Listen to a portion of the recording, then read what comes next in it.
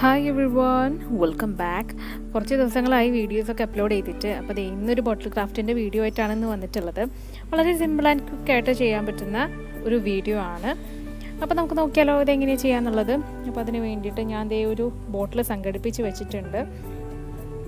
അപ്പോൾ ഈ ബോട്ടിൽ പ്ലെയിൻ ആയിട്ടാണ് ഇരിക്കുന്നത്. അപ്പോൾ അതിന് വേണ്ടിയിട്ട് ഞാൻ ബേസ് കോട്ട് കൊടുക്കുന്നുണ്ട്. വൈറ്റ് കളറാണ് കൊടുക്കുന്നത്. അത് നിങ്ങൾക്ക് ഓപ്ഷനിലാണ്, നിർബന്ധമൊന്നുമില്ല ഇത് ചെയ്യണമെന്ന്. അല്ലെങ്കിൽ നേരിട്ട് ഏത് കളറാണോ അപ്ലൈ ചെയ്യേണ്ടതെന്ന് വെച്ചിട്ടുണ്ടെങ്കിൽ ആ കളർ അപ്ലൈ ചെയ്ത് കൊടുത്താൽ മതി. ഞാനിപ്പോൾ ഒരു ബ്രഷ് വെച്ചിട്ടാട്ടോ ഇത് പെയിൻറ്റ് അപ്ലൈ ചെയ്ത് കൊടുക്കുന്നത്. ഇത് നന്നായി ഉണങ്ങിയതിന് ശേഷം മാത്രമാണ് ഇതിൻ്റെ ബാക്കി കളേഴ്സ് ഞാൻ മിക്സ് ചെയ്ത് കൊടുക്കുന്നത്. ബേസ് കോട്ട് നമുക്കൊരു 15 മിനിറ്റ് ആകുമ്പോഴേക്ക് നന്നായി ഉണങ്ങി കിട്ടും. ഉണങ്ങി കിട്ടിയതിന് ശേഷം മാത്രം കേട്ടോ ബാക്കിയുള്ള കളേഴ്സ് ഞാൻ യൂസ് ചെയ്യുന്നത്.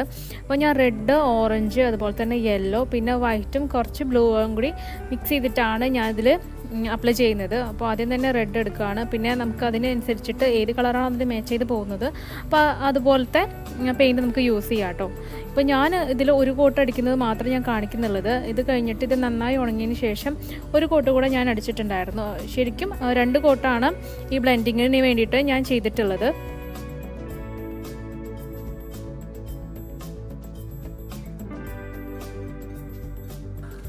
2 കോട്ട് അപ്ലൈ ചെയ്യുമ്പോഴാണ് ഇതുപോലെ പെർഫെക്റ്റ് ആയിട്ട് ബ്ലെൻഡ് ചെയ്തിട്ടൊക്കെ കിട്ടുന്നത്.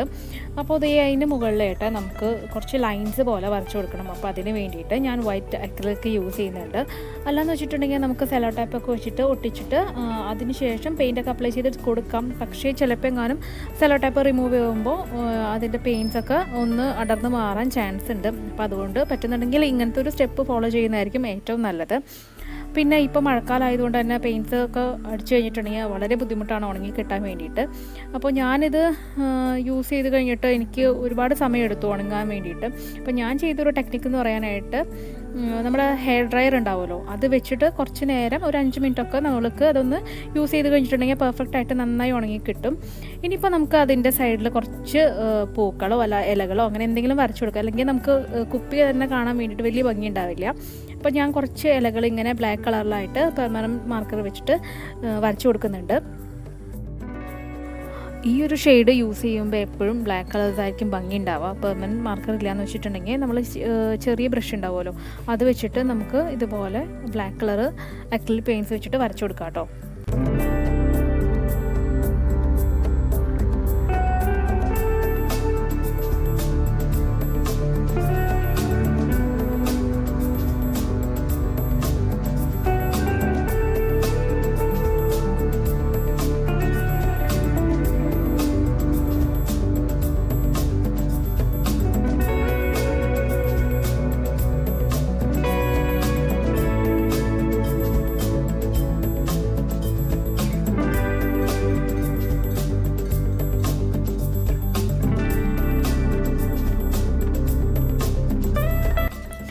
ബ്ലാങ്ക് ആയി കിടക്കുന്ന എല്ലാ ഭാഗത്തും ഞാൻ ഇതുപോലെ ചെറിയ ഇലകളൊക്കെ വരച്ചു കൊടുത്തിട്ടുണ്ട്.